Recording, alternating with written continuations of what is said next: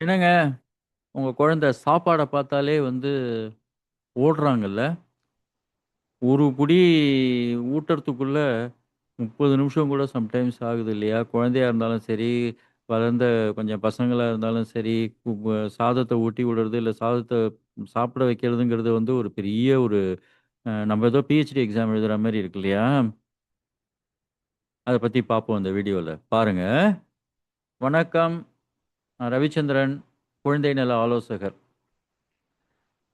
இப்ப ரியலா என்ன நடக்குது? நம்ம ஒரு ஒரு ஒரு இதை ஊட்டுறதுக்கு இல்லை ஒரு இதை சாப்பிட வைக்கிறதுக்கு ஒன்று ரிமோட் ஏதோ ஒன்று பார்க்க வச்சுடுறோம். கார்ட்டூன், ஏதோ சம் சேனல். இல்லாட்டினா இருக்கவே இருக்கு, அதை கொடுத்து பண்ண வச்சுருவோம் மொபைலு.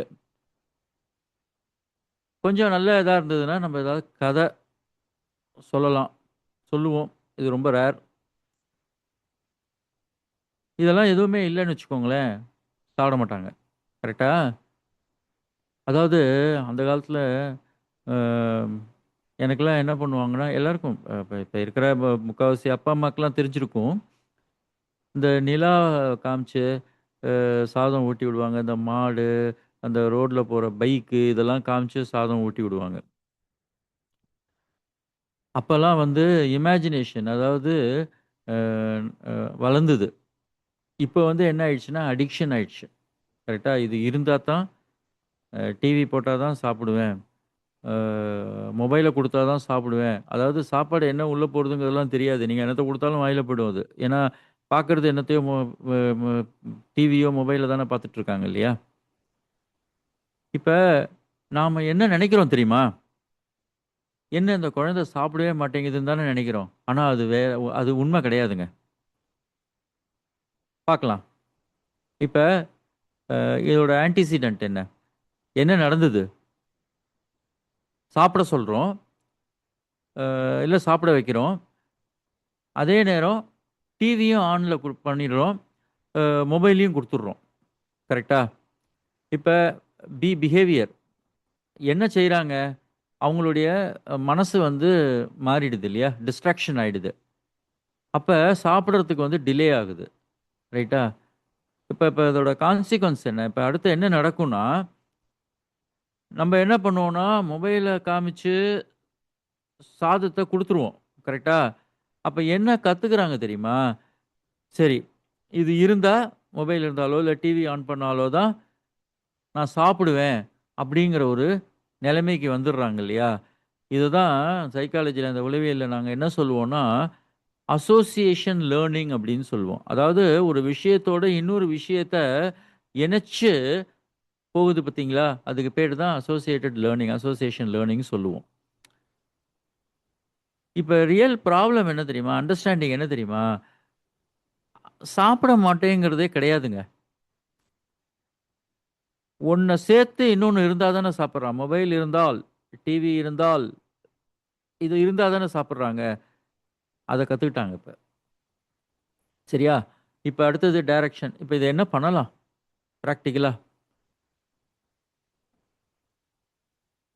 முதல்ல இருந்தே என்ன பண்ணணும்னா, இந்த மொபைலு, இந்த டிவி அ இத ஆரம்பத்திலேயே நம்ம வந்து அந்த ஹேபிட்ட வளர்க்கக்கூடாது.